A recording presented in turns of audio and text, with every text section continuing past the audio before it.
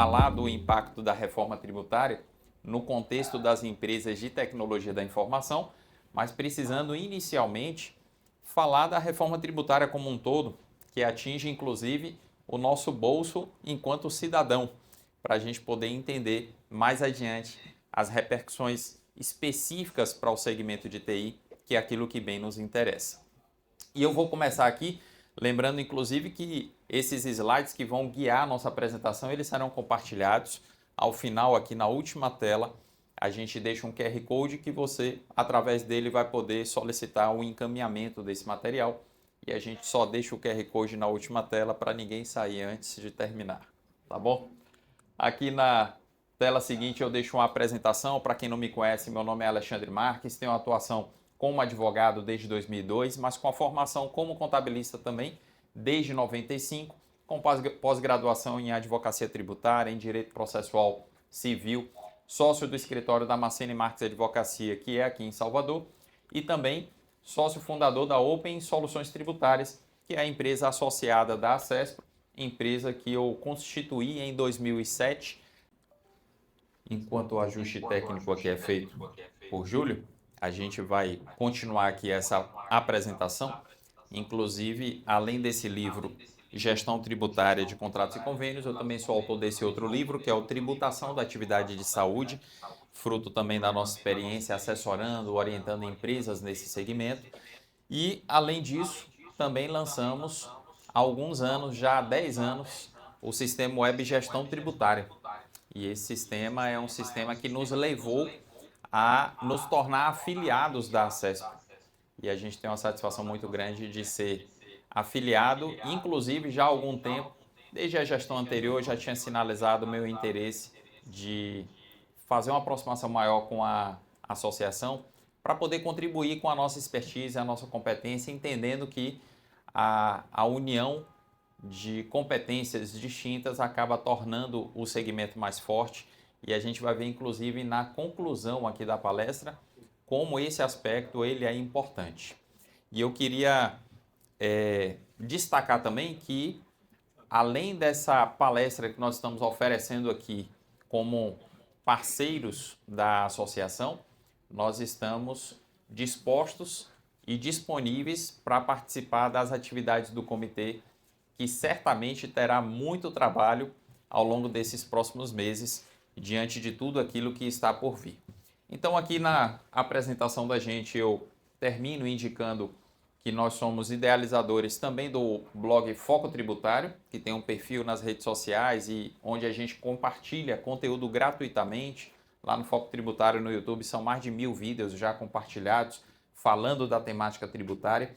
E o sistema que nos levou a virar associados da Acespro é o sistema Gestão Tributária, esse sistema que, vamos dizer, nos conecta com a associação. Inclusive participamos e ganhamos 2 vezes o prêmio de melhor software do ano pela Acespro Bahia. Aqui na tela seguinte, aí eu já começo a falar da reforma tributária propriamente dita, e eu vou procurar imprimir uma dinâmica aqui um tanto quanto célere, porque o tema ele é muito denso, muito extenso, mas a nossa carga horária é reduzida. Então eu vou ser mais breve nas considerações e deixar um espaço ao final, como já estava programado, para perguntas a respeito das questões que forem suscitadas aqui. Eu começo falando que a emenda constitucional número 132 de 2023 instituiu a reforma do sistema tributário e promoveu alterações muito profundas na Constituição na parte que trata do nosso ordenamento tributário. Agora, a principal alteração que ocorreu por força da reforma foi na tributação do consumo. A gente não teve uma reforma profunda, por exemplo, no imposto de renda. Ainda essa semana, conversando com um médico empresário, eu estava explicando para ele achando que o imposto de renda que passou a incidir sobre os dividendos que excedem 50 mil reais era uma decorrência da reforma tributária. E eu estava dizendo que não, são coisas que estão acontecendo em paralelo. A tributação sobre o consumo foi a grande ênfase da emenda constitucional 132 e, sem dúvida nenhuma, a principal proposta acolhida na emenda foi a criação de uma espécie de IVA, Imposto sobre Valor Agregado. E aqui no Brasil, esse IVA ficou com uma característica diferente de qualquer IVA que a gente vê no mundo. Ele ficou com um caráter misto, é um IVA dual, ou como alguns preferem, dual, indicando o quê? Que há dois tributos com características de IVA que serão cobrados em substituição àqueles tributos que hoje incidem sobre o consumo. E esses tributos são Contribuição Social sobre Bens e Serviços, CBS, de competência da União, e Imposto sobre Bens e Serviços, que pela primeira vez na história é um tributo de competência compartilhada por entes federativos distintos. Os estados e os municípios, assim como o DF, vão arrecadar em conjunto o IBS para depois repartir entre eles, lógico que tudo dentro de critérios estritamente legais. O esforço de arrecadação já não vai ser mais individual ou individualizado. As secretarias de fazenda dos estados, dos municípios vão continuar atuando, fiscalizando a arrecadação desses tributos, mas os pagamentos não serão feitos a esses entes federativos diretamente. Todos os recolhimentos de IBS serão dentro de guias únicas, padronizadas, sendo que o comitê gestor que vai ser criado para arrecadar o IBS vai ficar responsável pelo repasse desses valores para estados e municípios. E assim eu desenho graficamente aqui aquilo que no primeiro instante você precisa assimilar. Caso você já não entenda sobre o assunto, é importante compreender que a nível de estados e municípios, esses são os dois grandes tributos que incidem sobre as operações de consumo de bens e serviços, ICMS e ISS. E são esses dois tributos que serão substituídos pelo IBS a ser arrecadado através do comitê gestor do IBS. E a gente tem no âmbito federal essas alterações aqui. Duas contribuições muito conhecidas e que são cobradas das empresas em geral, PIS e COFINS, juntamente com aquilo que é arrecadado a nível de IPI, tudo isso vai ser substituído por uma contribuição sobre bens e serviços. Apenas em relação ao IPI há uma exceção, ele não vai ser extinto, ele vai ter o campo de incidência reduzido de maneira significativa. Mas IPI não é um dos tributos que está aqui no foco da nossa abordagem por não ter relação com a área de TI. Falando de PIS e COFINS que todo mundo paga, toda empresa está sujeita, em regra, a gente vai ter então a consolidação dessas contribuições em uma só, chamada de CBS. A União também ganha um tributo diferente, que é o imposto seletivo, muito falado por aí como imposto do pecado, aquele imposto que vai incidir sobre operações que são prejudiciais à saúde, ao meio ambiente, como uma forma de desestimular o consumo. Mas também é um tributo que não está no foco da nossa atenção principal. A gente vai falar principalmente de IBS e CBS, que é o que é relevante economicamente e que impacta o setor de TI.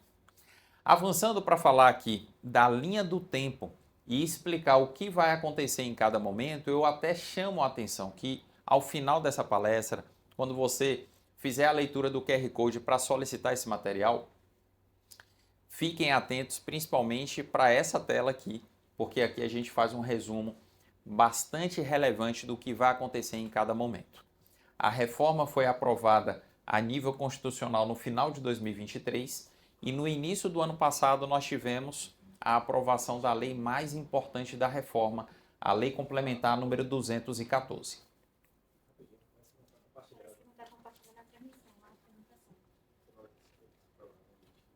Provavelmente teve algum problema aqui. Só está ouvindo, mas não está vendo, né? Vamos colocar de novo aqui. Compartilhar. Pronto, acredito que agora já estão vendo? Apareceu? Ótimo. E aí vejam, entre 2023 e 2025 foi esse período da estruturação, vamos dizer, legislativa, embora agora em 2026 a gente tenha começado o ano com a publicação de uma lei extremamente importante, a Lei Complementar 227, mas menos importante do que a 214. E essa lei criou, inclusive, o Comitê Gestor do IBS, aquela entidade que vai arrecadar o IBS de todos os estados e municípios. E nesse ano de 2026, a gente está vivendo aquele período que é denominado por muitas pessoas como período de teste, em que a alíquota do IBS é de 0,1%, a da CBS de 0,9%, mas as empresas não estão precisando recolher isso efetivamente. E não recolhem efetivamente porque a própria legislação previu que esse ano seria o ano de os órgãos de fiscalização exigirem emissão de nota fiscal com as informações desses tributos com alíquotas reduzidas, com o objetivo de levantar informações, inclusive para no ano seguinte começar a aplicar os efeitos econômicos das alterações. Aqui em 2027, que está a menos de, ou praticamente a uma gravidez de chegar, a gente vai ter a extinção de PIS e COFINS, esses tributos que, como eu falei agora há pouco, praticamente toda empresa paga. E a gente vai ter a fixação da alíquota da CBS, a contribuição que vai consolidar e substituir essas duas. Pois bem, em 2027 e 2028, o IBS, que vai substituir ICMS e ISS, ele permanece com a alíquota de apenas 0,1%. Só que em 2026, isso está sendo cobrado, vamos dizer, de uma maneira diferente. Isso tem uma destinação diferente, as empresas ainda nem estão recolhendo e nem vão precisar recolher se cumprirem obrigações acessórias, mas ano que vem não. Apesar de ser uma alíquota ínfima, isso vai precisar ser recolhido efetivamente a partir do ano que vem, e esse 0,1% vai ser dividido entre estado e município, indo 0,05 para cada um deles. Em 2029 a 2032, a gente tem um período mais crítico da reforma, que é quando as alíquotas do IBS elas vão aumentar gradativamente ano a ano, sendo que em 29 a gente vai ter um percentual, em 30 outro e assim sucessivamente. E à medida que o IBS for aumentando, o ISS e o ICMS vão reduzindo. A gente já sabe a proporção de redução, por exemplo, do ISS. O ISS aqui em Salvador, para empresas que fazem, por exemplo, licenciamento de programas de computador, aqui é 5%. Quanto vai ser em 2029? 90% disso, ou seja, 4,5%. A empresa vai pagar mais? Ela vai pagar menos? Ela vai pagar menos ISS, mas a alíquota do IBS vai aumentar. E a dúvida é, e na soma do ISS reduzido em 29 com o IBS que vai sair do 0,1 e vai para outra alíquota, na conta final vai aumentar? É isso que a gente espera responder, ou pelo menos sinalizar para vocês aqui nas próximas telas. Esse período vai ser o mais crítico, por quê? Porque é o período em que a gente vai ter que conviver com esse sistema caótico que já está instalado. Por exemplo, várias legislações de ISS, principalmente para quem tem atuação em vários municípios. Isso acaba sendo extremamente desafiador. E, ao mesmo tempo, é o período que a gente vai ter o aumento do IBS. Então, a cada ano ali, a gente vai ter que pensar bem os reflexos dessas mudanças e tratar cada um desses reflexos de maneira adequada. Só em 2033 a gente pode dizer que o processo de transição da reforma tributária será concluído, porque a partir de 1º de janeiro de 33 já não existirá mais ISS e ICMS. A gente vai ter apenas IBS e CBS em substituição a esses tributos que foram pontuados aqui. Outras alterações possivelmente vão acontecer ao longo desse tempo. Não sabemos quais. Acabamos de assistir essa reforma profunda na legislação do imposto de renda e pode ser que o governo promova outras alterações ao longo desse período. Mas é fato que a gente está diante de um cenário que, só com base na reforma tributária, é um cenário extremamente desafiador. E aí eu quero destacar para vocês quais são os principais aspectos da reforma tributária, o que a gente pode dizer que de mais importante caracteriza essa alteração histórica que a gente está vivendo. Bem, eu quero começar destacando o chamado princípio da neutralidade, mas eu não quero usar de muito juridiquês. Eu quero apenas traduzir que o princípio da neutralidade ele propõe que o sistema tributário ele deve interferir o mínimo possível nas decisões econômicas dos agentes, ou seja, os tributos não devem distorcer as escolhas de consumo, investimento ou produção. As decisões negociais devem ser tomadas com base em considerações puramente econômicas e não em incentivos fiscais. Vocês sabem por que a Ford se instalou em Camaçari há alguns anos atrás, né? Porque ela identificou aqui um grande potencial econômico, mão de obra qualificada, uma estrutura logística de primeiro mundo, e aí ela decidiu investir em Camaçari. Foi por isso? Não. Só que não. Ela veio para Camaçari porque havia um incentivo em termos de ICMS que justificava aquele investimento aqui, apesar das inconveniências dela, de ter que trazer muita mão de obra de fora e por aí vai. Isso com a reforma tributária acaba, porque os estados perdem essa autonomia para fazer concessões com esse tributo que incide sobre as relações de consumo. E isso vai fazer com que as decisões negociais já não se pautem mais nisso. Aqui em Salvador a gente tem incentivo, por exemplo, para empresas que se instalam ali na região do comércio, para empresas de telemarketing. Isso também acaba. Por quê? Porque a ideia é deixar exceções apenas na própria Constituição Federal e na Lei Complementar 214, a exemplo da Zona Franca de Manaus, que continua sendo uma exceção.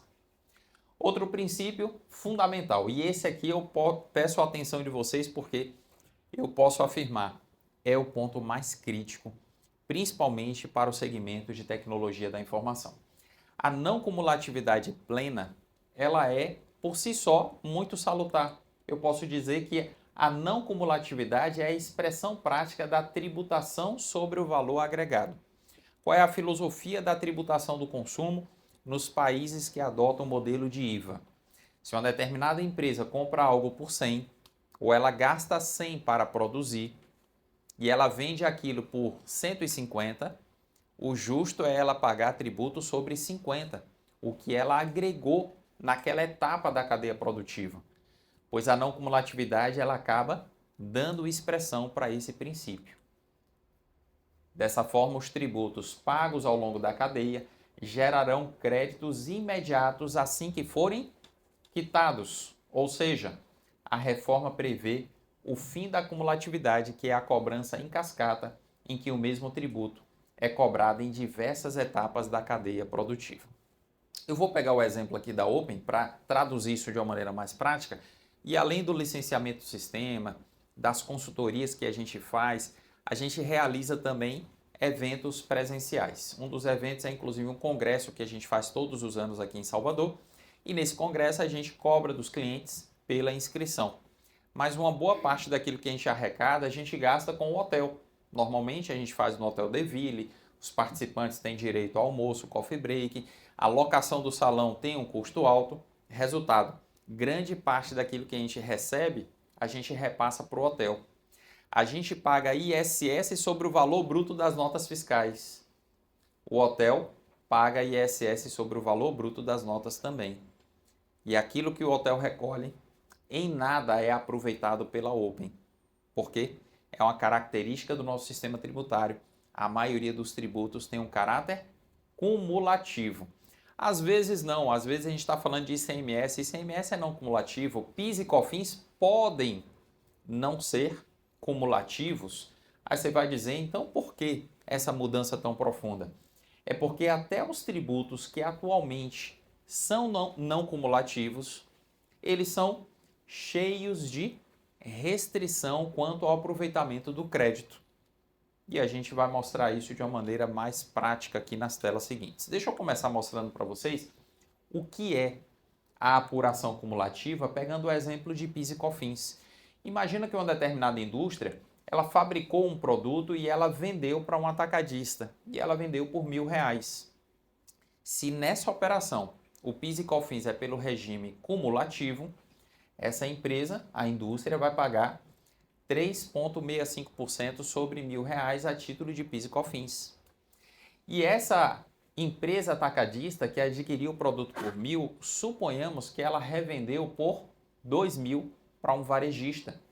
e ela estando no mesmo regime, que é o regime inclusive predominante dentre as empresas que não são do Simples, ela vai pagar 3,65 sobre 2.000. E quanto é que ela vai aproveitar do PIS e COFINS pagos na cadeia anterior, na etapa anterior? Absolutamente nada. E assim vai acontecer nessa terceira hipótese da empresa varejista vender para o consumidor final por 3.000, ela vai pagar 3,65, vai emitir uma nota fiscal. Talvez na nota fiscal saia lá valor aproximado dos tributos, aí pode ter lá detalhado PIS, COFINS, R$ 109,50. Na verdade, aquele consumidor não sabe que ele está pagando muito mais de PIS e COFINS nessa operação. Se a gente for somar o PIS e COFINS de toda essa cadeia, com esses números exemplificativos, ele está pagando, na verdade, o dobro do que aparenta estar recolhendo.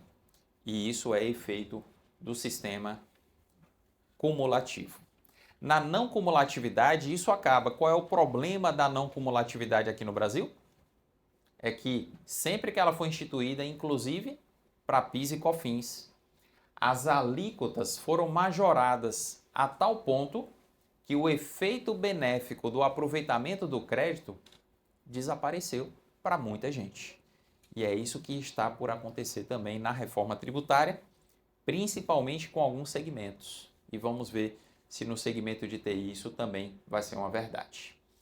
Para explicar ainda melhor, eu vou mostrar como vai ser a tributação da CBS a partir de 27. Vou focar na CBS porque ela está logo ali, como eu falei, há praticamente uma gravidez de começar a ser recolhida. E a gente imaginando que a primeira operação foi com aquele mesmo número, a venda do produto por R$ 1.000, essa indústria que vai pagar a CBS, supondo que a CBS fique em 9%, ela vai pagar R$ 90. Só que, antes de recolher os R$ 90, ela vai ter direito de abater os créditos dos insumos que ela adquiriu para poder fabricar o produto. E aqui eu vou imaginar, a título ilustrativo, que essa indústria ela teve créditos no montante de 80. Matéria-prima, energia elétrica e uma série de outros itens de custo. E por isso ela vai ter que pagar, recolher efetivamente apenas 10. Só que a nota fiscal dela saiu com o destaque de R$ 90. Por isso, essa empresa aqui, que vai revender o produto, ela vai calcular os 9%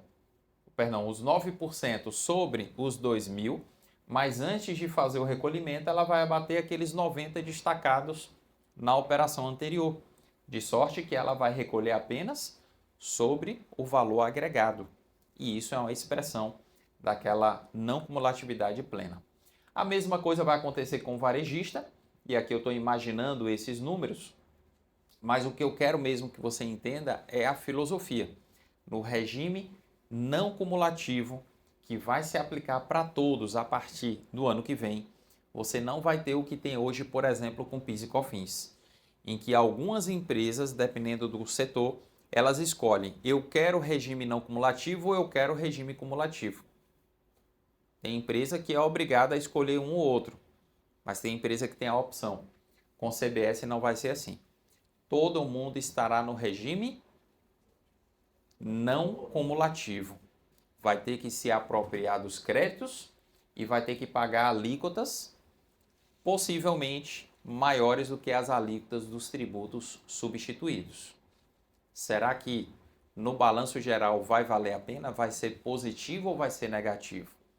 É isso que a gente vai entender melhor à medida que avançar.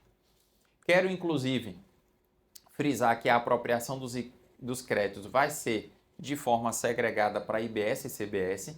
Eu tenho dito que, apesar de serem dois tributos gêmeos, IBS e CBS são tributos cuja administração é separada. A Receita Federal vai administrar CBS, o Comitê Gestor do IBS, esse outro tributo. Então, eu não vou poder pegar crédito de IBS e usar para pagar CBS, nem o contrário. E aí vem um outro pilar da reforma. Ela está condicionada, melhor, o aproveitamento do crédito está condicionado à emissão do documento fiscal eletrônico daquilo. Diferentemente, inclusive, do que a gente vê em algumas operações de PIS e COFINS, que a empresa que está no PIS e COFINS não cumulativo, às vezes se credita até de recibos. Com CBS não vai acontecer isso. Na verdade, a gente está falando de uma grande revolução que está acontecendo e eu posso até dizer, um dos pilares dessa reforma para ela ser viabilizada é o pilar tecnológico. Se a gente não estivesse vivendo nessa era que a gente está vivendo, com a capacidade computacional que a gente tem, com a internet nesse nível de capilaridade, a gente não teria como viabilizar uma reforma tributária desenhada dessa maneira.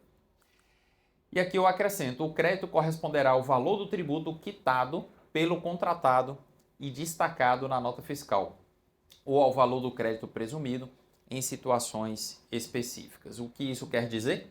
Quando você comprar um produto ou serviço de uma determinada empresa e ela destacar na nota a CBS sobre aquela operação, o simples destaque na nota dela não vai lhe dar direito de usar aquele crédito.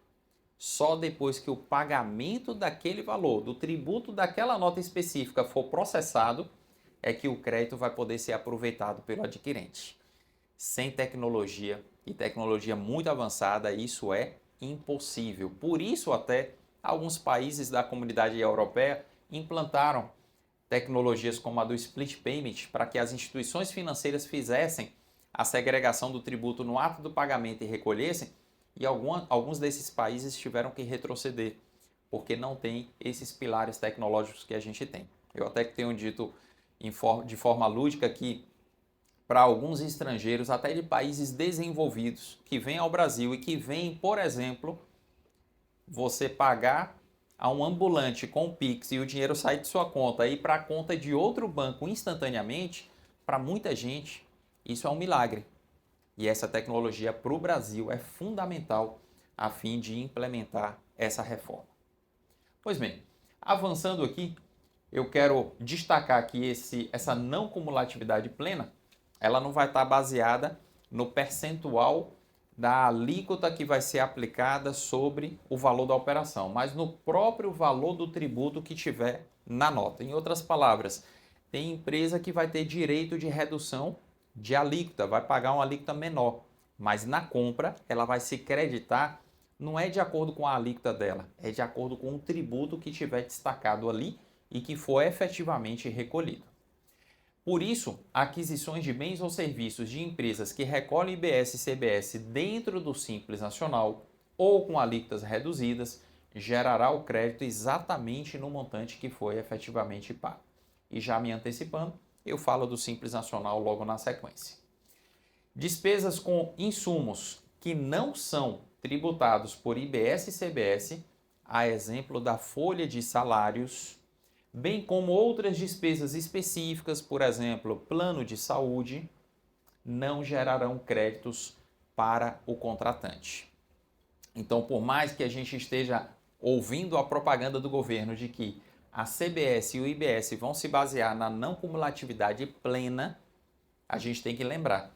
A lógica da não cumulatividade é, se na etapa anterior não houve pagamento de IBS e CBS, eu não me aproprio. As exceções para isso são pouquíssimas. E a outra premissa que eu preciso entender é que essa não cumulatividade plena não é tão plena assim, porque a gente está falando de Brasil. No Brasil, toda regra tributária comporta exceções e plano de saúde é uma dessas exceções. Aí vamos entender um pouco melhor isso aqui, ó. Imagina uma empresa que ela tem várias despesas e analise comigo a resposta para essa pergunta. O adquirente, quem paga por aquela despesa, vai poder aproveitar crédito de IBS e CBS? Se eu pego energia elétrica, o que você acha? A companhia de energia tem que pagar IBS e CBS, vai destacar lá na conta que é a nota fiscal de energia, e o adquirente vai poder sim se valer. Como é que é hoje? Quem é prestador de serviço não aproveita nada. Quem é contribuinte do ICMS, depende do contexto, pode ser que aproveite alguma coisa de ICMS da conta. Quem é da indústria, também. Mas com CBS e IBS vai ser para todo mundo. E em relação a material de limpeza, é interessante, hoje o G Barbosa, ele compra material de limpeza para revender. Ele se credita de PIS e COFINS na compra de material de limpeza para revenda. Agora, ele compra material de limpeza também para limpar o chão da loja. E ele não pode se creditar de PIS e COFINS na aquisição daquele material. Por quê? Porque para PIS e COFINS é com muita restrição que a empresa pode aproveitar crédito. Com IBS e CBS, tanto faz. Pode ser um produtor, um revendedor, pode ser um prestador de serviço que só compra material de limpeza para seu uso, todo mundo vai poder aproveitar o crédito. E aí vem outro exemplo. Insumos para industrialização ou prestação de serviços, de uma maneira geral, teve IBS e CBS, tem crédito. Aí eu pergunto, quais são os principais insumos das empresas de TI? Eu vou falar aqui da experiência da Open. A gente paga mensalmente, por exemplo, a AWS. A AWS ela presta um serviço ali de hospedagem do nosso sistema em nuvem e aquele consumo de dados é cobrado e ela tem que pagar PIS e COFINS sobre isso, ela paga ISS e a gente não aproveita nada hoje. Com a reforma, a gente vai aproveitar esse crédito. Aí a gente tem um exemplo de aluguel pago à pessoa física. Vai gerar crédito? Depende, porque haverá casos em que a pessoa física que aluga um imóvel vai ter que pagar IBS e CBS. E a lógica é essa. Se eu contratei alguém que é contribuinte e está pagando, eu vou então aproveitar o crédito que aquela pessoa recolheu. E aluguel de pessoa jurídica, que é inclusive o caso da Open. A gente paga lá o aluguel da sala e o proprietário é uma pessoa jurídica. Ele vai ter que pagar IBS e CBS. Na medida em que ele vai ter que pagar, a gente vai ter direito a esse crédito. E aí eu venho para um exemplo bem interessante, inclusive, para nosso colega que está aqui presente representando a classe contábil. Eu não registrei seu nome, é? Dori. Dori? Dori. Dori, você lá como prestador de serviço, pessoa jurídica que é, presumo, né? E você emitindo notas fiscais da sua PJ vai ter que pagar IBS e CBS e os seus clientes vão poder aproveitar os créditos até das despesas de contabilidade, ou seja, despesas que não têm a ver com a atividade fim, que são despesas administrativas, vão gerar crédito porque a não cumulatividade é plena. Mas olha aqui o último exemplo que é o mais importante.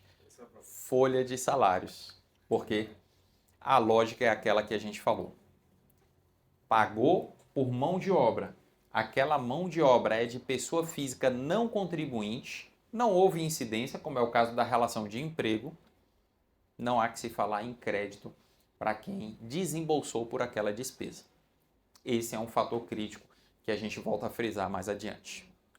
E aí, caminhando para falar das últimas características aqui, dos principais aspectos, a base de incidência ampla é outra alteração profunda que a gente tem no nosso sistema. Eu não sei quantos de vocês sabem que, por exemplo, operação de locação de bens não está sujeito a ISS. Se você vai até a Localiza, aluga um carro, você sai de lá com uma fatura de locação, um contrato de locação, mas não uma nota fiscal. Pelo menos era assim. E aí eu posso dizer que por conta de alguns atrasos ainda está assim, mas teoricamente, desde 1º de janeiro, a Localiza tem que passar a fazer o quê? Emitir nota fiscal de locação. Porque locação não se sujeitava a ISS ou ICMS, mas tem que pagar IBS. E assim eu poderia dar exemplo de outras operações que também foram alcançadas por esse alargamento da base de incidência dos tributos. Outra característica da reforma, a tributação no destino. E isso aqui é muito interessante porque, de acordo com as novas regras, os tributos serão destinados ao ente federativo onde estão localizados os consumidores dos bens e serviços. A Open, por exemplo, tem clientes em todos os estados brasileiros, a gente tem uma atuação nacional, então a gente vai ter que lidar não só com o IBS de cada estado, como também com o IBS de cada município. E logo adiante eu explico como é que vai funcionar a montagem das alíquotas, para vocês entenderem isso melhor. Mas é muito importante entender, porque hoje a Open está pagando ISS apenas para Salvador, já que a gente está estabelecido apenas aqui. Mas a gente vai ter que atentar para regras de praticamente todo o país. Cobrança por fora, essa é outra característica interessante. Hoje, quando você compra um determinado serviço, você paga aí, suponhamos, R$ 1.000 por um determinado serviço. Aquela pessoa jurídica que emite a nota por 1.000, ela já está considerando dentro do preço dela PIS, COFINS e ISS. Isso vai mudar. A regra que vai ser implementada, que a partir do ano que vem a gente já vai perceber, é a seguinte: qual é o preço da operação? O preço é, suponhamos, 950. E quanto é IBS e CBS? É mais X. Então aquele valor vai ser acrescido. Então olha o que a gente vai ter como repercussão da reforma. Se eu cobro 1.000 por um serviço, eu vou ter que considerar no ano que vem que eu devo tirar PIS e COFINS que estão dentro do 1.000 e eu vou ter que acrescentar por fora CBS, que vai ser cobrada já a partir do ano que vem. IBS também, mas com a alíquota mínima de 0,1. Então eu vou ter que saber fazer essa conta, porque a metodologia de cálculo é diferente. E assim a gente avança para falar do Simples Nacional e explicar. A reforma não põe fim ao regime simplificado de tributação, até porque vários tributos que estão ali, eles não foram objeto de nenhuma alteração. A gente tem, por exemplo, INSS, Imposto de Renda, sem ter sido atingidos pela reforma tributária.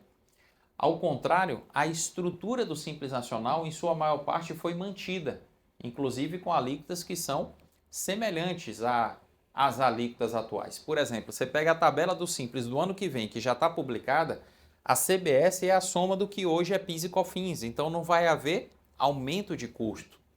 Mas olha aqui a principal mudança que vai se aplicar ao optante do Simples. A principal alteração diz respeito à faculdade de a empresa optante recolher o IBS e a CBS dentro da sistemática do Simples, ou seja, naquela guia única, chamada de DAS, ou por fora, através do chamado regime regular.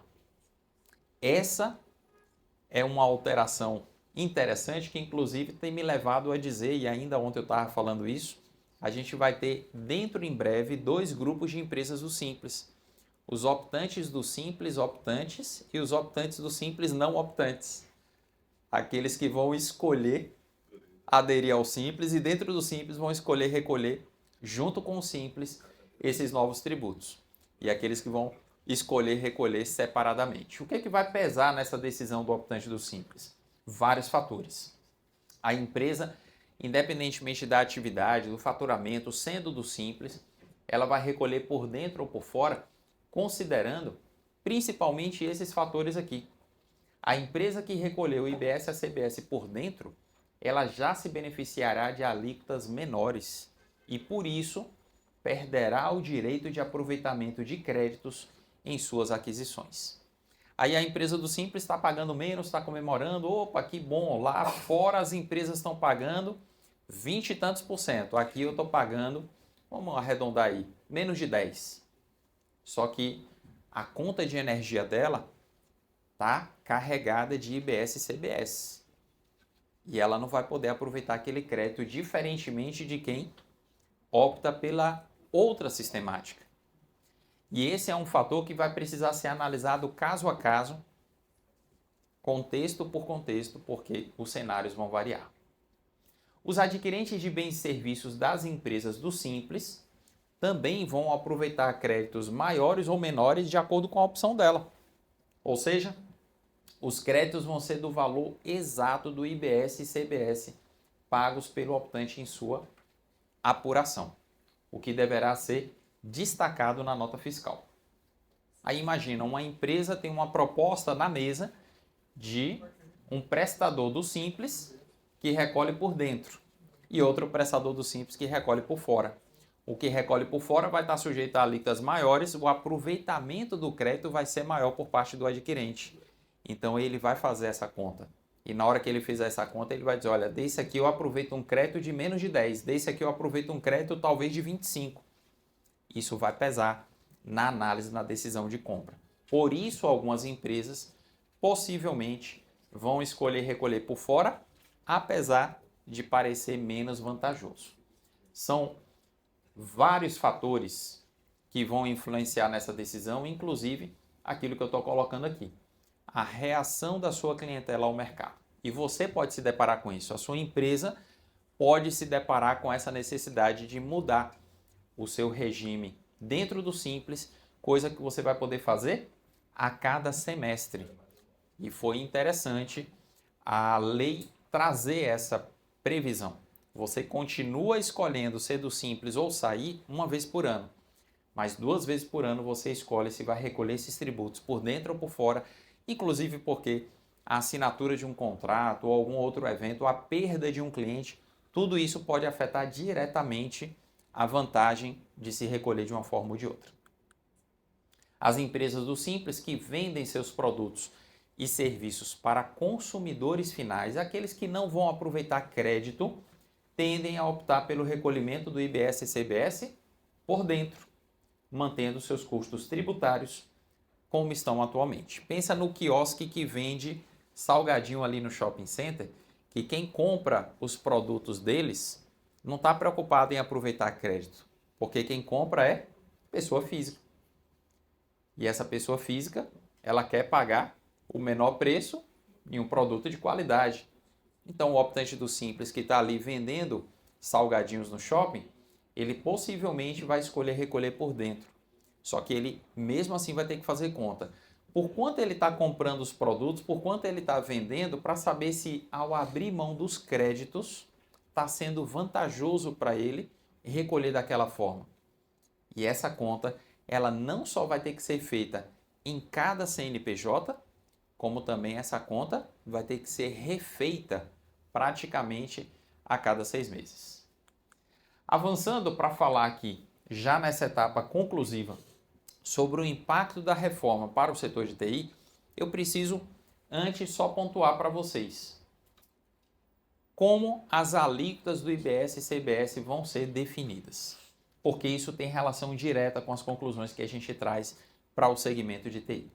E o artigo 14 lá da lei complementar fala que as alíquotas serão fixadas por lei específica do respectivo ente federativo. Então a gente tem CBS da União, tem o IBS que é dividido ou bifurcado em 2, o IBS estadual e o IBS municipal. Pois aqui em Salvador, a Câmara de Vereadores vai poder fixar a alíquota do IBS municipal e esse IBS vai poder ser diferente do IBS de referência fixado por quem? Pelo Senado Federal. Ou seja, cada ente vai poder editar sua lei e aqueles que ficarem em silêncio vão aceitar de maneira forçosa a aplicação da alíquota que o Senado Federal vai fixar a título de IBS estadual e municipal. Aí quando a gente entende isso, a gente precisa pensar nos vários cenários, e um dos cenários que eu estou exemplificando aqui na tela seguinte é um cenário em que, imaginando que a alíquota de referência da CBS seja 9 e não haja alteração, a União adote essa alíquota, a alíquota de referência do IBS seja 10 para a parcela que é do Estado e para a parcela do município seja 6, a gente vai ter aqui um total de IBS-CBS de 25%. É uma hipótese, mas é um cenário otimista, porque a tendência é ficar pior do que isso. Pensando nesse cenário aqui para a gente entender como é que vai se dar esse cálculo, imagina ainda na linha desse exemplo que o IBS, sendo devido a Salvador, e a alíquota do tributo nesse município for definida por uma lei aqui aprovada na Câmara em 90% da alíquota nacional, mas o estado da Bahia, que fica com a parcela do IBS, não existe nenhuma lei alterando esse percentual, ou seja, vai valer a alíquota do Senado. Como é que fica a composição das alíquotas? Imaginando que a nível federal não tem alteração, 9%. O estado ficou em silêncio, vale a de referência. E o município? O município falou, olha, eu vou cobrar 90% da alíquota de referência. Então 6% cai para 5,4%. O que eu vou ter? Total de IBS-CBS 24,4%. Agora imagina assim, a Open não só tem clientes em todos os estados do Brasil, como tem em várias cidades de diversos estados. A gente vai ter a possibilidade aí de aplicar alíquotas das mais diversas. Inclusive, tem município que pode colocar alíquotas maiores do que a de referência. E isso possivelmente vai acontecer. Algum município que vai dizer assim, olha, a minha vai ser 110%, 120% da alíquota do Senado. Isso pode acontecer. Entendendo isso aqui, e aí eu estou trazendo um ensaio baseado ali em 25% com essa variação, aí eu quero focar nas características do segmento de TI. A maioria das atividades de empresas de TI está sujeita ao recolhimento de PIS e COFINS de 3,65%. Nós estamos falando aí de Simples Nacional, que tem um cálculo diverso, mas de empresas do lucro presumido ou do lucro real, que em sua grande maioria, mesmo no lucro real, acabam pagando pelo regime cumulativo, 3,65% de PIS e COFINS. Mas a partir de 2027, a alíquota que está se desenhando e que vai ser confirmada ali mais perto do final do ano, ela é de aproximadamente 9%. Pergunto, vai aumentar ou vai diminuir? E o IBS? O IBS começa a substituir ISS a partir de 29, mas lá em 2033, os estudos preliminares indicam, com base nas médias de arrecadação que vão ser apuradas, que ela deve ficar em torno de 18%. Dá para perceber facilmente o efeito da reforma tributária sobre o segmento de tecnologia da informação. Essa premissa aqui, ela é para todos os contribuintes. O impacto dessa majoração será menor quanto maior for o volume de créditos que o contribuinte possuir em relação às suas aquisições sujeitas ao IBS e CBS. Vamos pensar assim, um supermercado, ele tende a gastar mais com a aquisição de produtos para revenda ou com folha de salários? Aquisição dos produtos que ele vai revender. Agora, quando a gente está falando de prestação de serviço, já não é essa a característica principal do setor de uma maneira geral. Um grande impacto que eu observo que vai prejudicar as empresas, principalmente no simples, é justamente são os clientes, né, empresas do presumido, vão ser mais seletivos na escolha dos seus fornecedores. Isso vai prejudicar, sem dúvida, a empresa no simples é mais complexo que é. Exatamente. O simples é possível que alguns migrem e isso vai variar muito de acordo com o cenário do caso concreto. Tem empresas, às vezes, no mesmo segmento com realidades diferentes. Sim, tudo isso vai influenciar e eu até comento sobre esse aspecto aqui. Para o setor de TI, o que a gente está pontuando aqui são dois problemas que são típicos de outros segmentos também na área de serviços, mas que na área de TI se percebe de maneira acentuada. O segmento não possui um volume significativo de aquisições geradoras de créditos de IBS. Seu principal insumo consiste em mão de obra. Isso não vai incentivar que sejam feitas mais terceirizações? Sim, e é uma das conclusões que a gente coloca ali, Xará, na próxima tela. Eu já vou render comentários sobre isso. Só que para terceirizar, você precisa ter crédito. Como você hoje o seu maior insumo é custo é mão de obra, você vai ter que transferir. Não consegue negócio. Em parte, vocês vão ver que, apesar dessa tendência de maior terceirização, a gente tem que entender isso aqui também. Alguns fornecedores de bens e serviços irão repassar o valor dos novos tributos em seus preços, aumentando o montante que vai ser desembolsado pelo adquirente.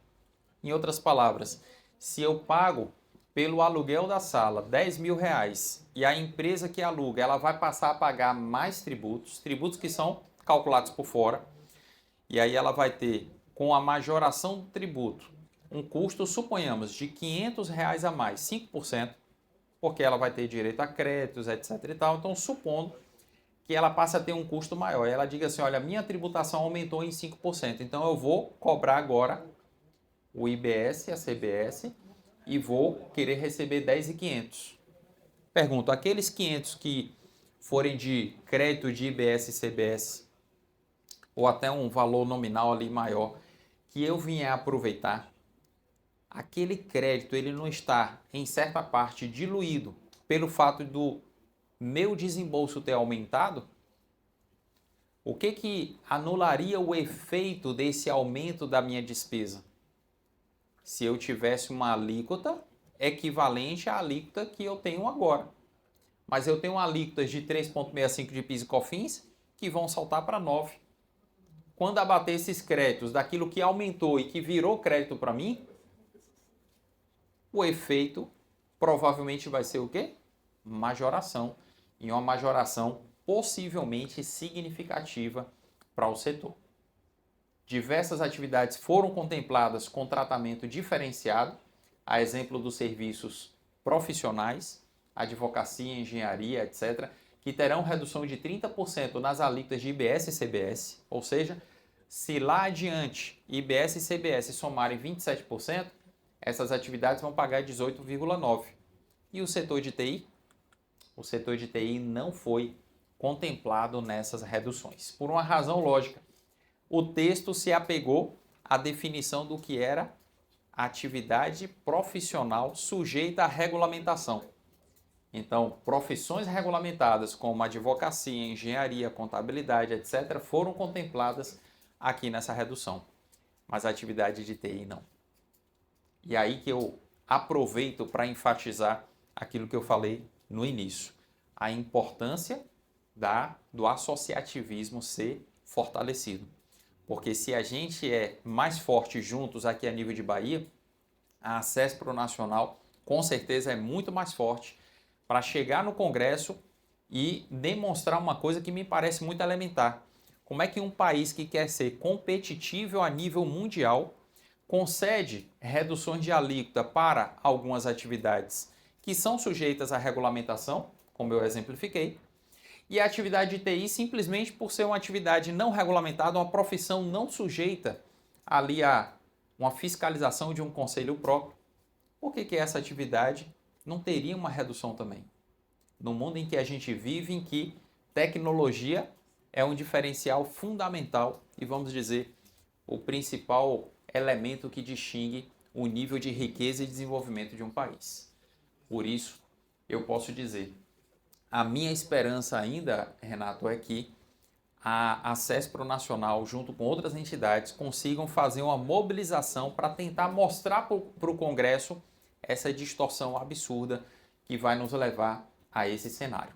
Um substancial aumento das alíquotas nominais dos tributos, associado com um volume reduzido de créditos nas aquisições, deve fazer a alíquota efetiva de IBS e CBS ir para um patamar não é acima do patamar atual, é muito acima do patamar atual. Nosso colega ali quer falar. Alexandre, eu atendo clientes fora do Brasil. Esse cliente, quando me paga um valor, ele paga o valor normal que eu cobro, mais uma taxa internacional. Esse valor entra numa conta internacional minha, que é abatida de IOF, e eu também pago uma taxa no Banco Internacional. Esse valor é lançado numa conta no Banco Nacional. Existiria alguma forma de aproveitar um crédito desse?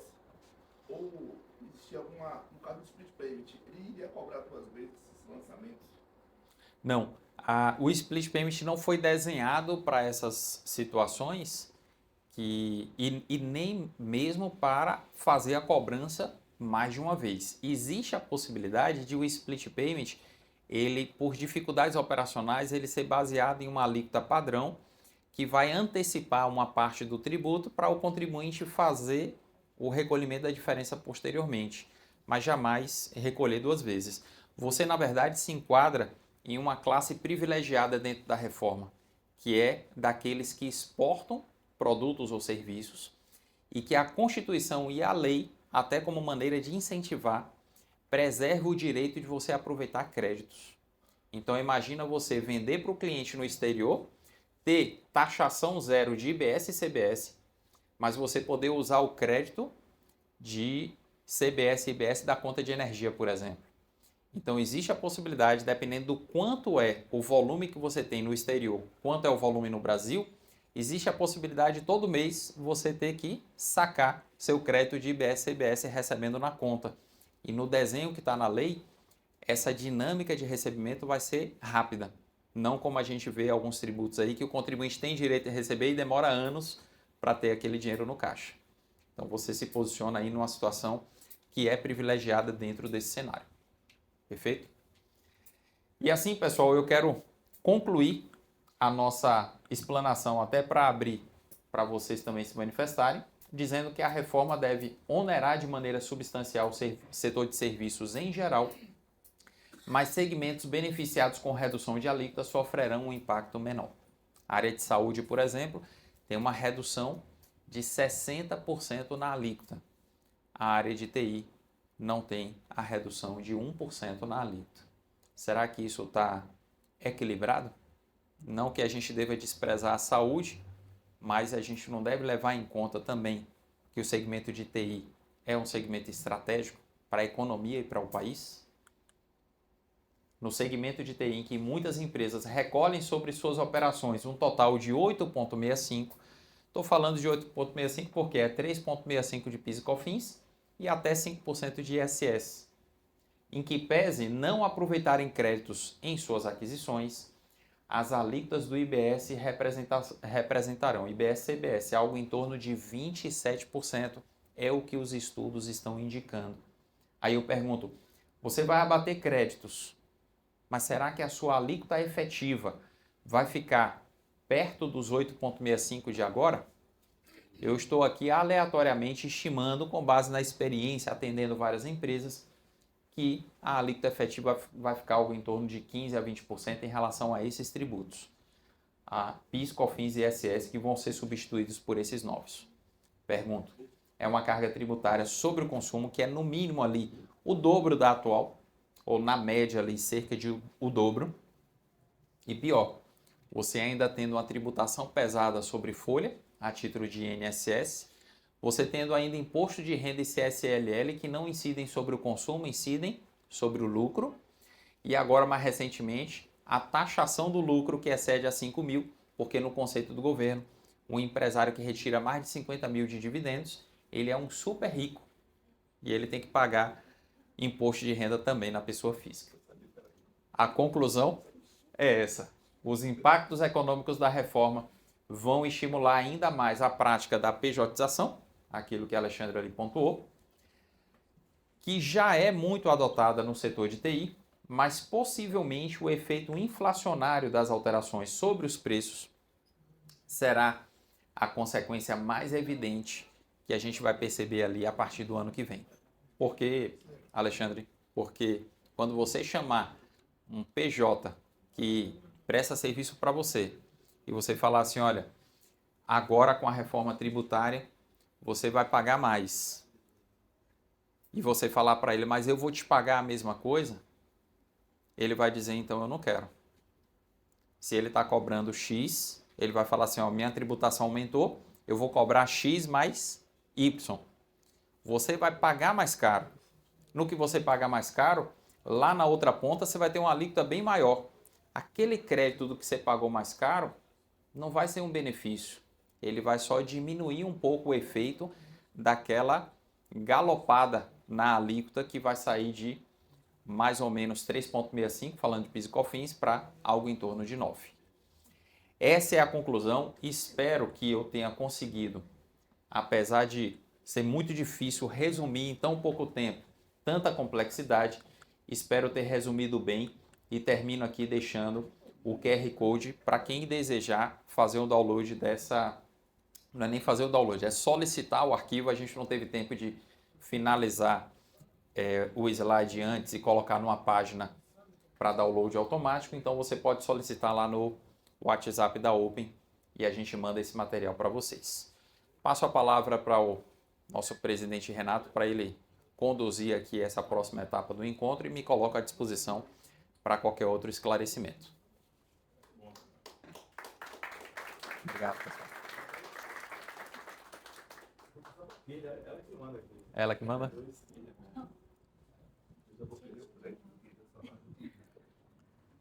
Você quer o microfone também? Que vai fazer a apresentação das propostas do comitê. Mas aí eu retorno para o grupo. querem fazer as perguntas logo para o Alexandre, quer esperar volta a falar e depois no final fazer as perguntas gerais? O que vocês sugerem? Quer perguntar logo? Estão ansiosos, estão ansiosos. Ninguém tem dúvida, aqui tá simples. Tão simples, né? Vamos lá. Pois não. Obrigado. Muito boa didática. Obrigado. Eu tenho outra dúvida. Ao longo dos anos aí, nós conseguimos, nós não, né? A sociedade civil conseguiu alguns marcos tecnológicos para a cidade, né? Como a questão da lei do bem, da questão do marco de informática e outros benefícios até de localização de sedes de empresas. Isso tudo vai acabar em 2027? Uma excelente pergunta, Sandro, né? Isso. Sandro, excelente pergunta, porque a ideia desse processo de transição longo é que haja tempo dos estados e municípios praticamente encerrarem e extinguirem os benefícios fiscais em matéria de ISS e ICMS. De sorte que, para o ISS, a gente vai ter esses benefícios ainda mantidos com algumas alterações até 2032. Mas a partir de 2033 vai ser absolutamente impossível Salvador promover esse tipo de incentivo para atrair empresas. E eu tenho falado, inclusive, dei uma entrevista na Rádio CBN agora uma ou 2 semanas, e eu tive a oportunidade de falar isso. Cada vez mais os municípios, os estados vão ter que investir naquilo que atrai as empresas e que não está vinculado a benefício tributário, que é qualificação de mão de obra, que é infraestrutura logística, porque é isso que vai fazer uma empresa escolher fazer um investimento em determinada cidade. Então a gente vai caminhar para esses benefícios, Sandro, desaparecerem com o passar dos anos. Mas isso vai até 2032. Perfeito? Também da história que os municípios, os estados, eles vão ter que agora atrair o consumo. Sim. Então, eles precisam trabalhar a qualidade de vida, né? Segurança, Exatamente. melhorar a saúde para ter as pessoas para consumir e arrecadar imposto. Exatamente. Esse fenômeno vai ser muito curioso, Renato, porque é o seguinte, tem municípios que eles vão querer atrair investimentos de empresa porque a empresa gera uma massa salarial que movimenta a economia local. E aquilo vai aumentar a base de consumo, como o princípio agora é o do destino. Então, onde for consumido é que o tributo vai ser recolhido. Vai ser uma das políticas. E a gente tem aqueles fenômenos de cidades satélites de grandes capitais que estão se tornando destino de moradia, de residência de principalmente pessoas de alta renda. Então, no entorno de grandes cidades, você vê condomínios de alto padrão, em que pessoas que ali residem, elas trabalham em outra cidade, mas elas estão ali residindo porque está no entorno. E essas cidades também vão ser beneficiadas porque vai haver ali gente de alta renda consumindo produtos e atraindo o IBS para aquela localidade. Nosso colega aqui é o Antônio. Tudo bom? Coisa com a mudança de gestão, vai impactar todo esse processo tributário?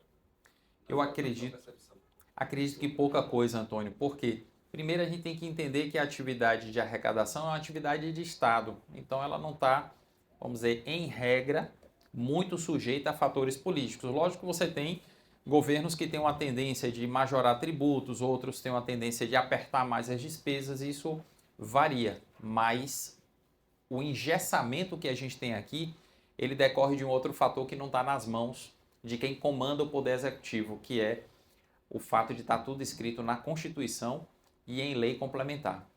Então, a Constituição você não muda com tanta facilidade. É diferente, por exemplo, de a Receita Federal mudar o padrão de CNPJ, que a partir de julho agora vai ser alfanumérico. Não sei quantos já estão lidando com essas demandas nos seus sistemas. Então, isso pode ser feito, Antônio, com uma instrução normativa. Mas uma mudança, um adiamento, uma alteração aqui mais profunda depende de passar pelo Congresso por emenda constitucional, que é um processo, um rito muito mais burocrático, mais difícil de se enfrentar. Então, a gente acredita que do jeito que as coisas estão desenhadas, com alguns percalços, dificuldades, elas vão avançar. Perfeito?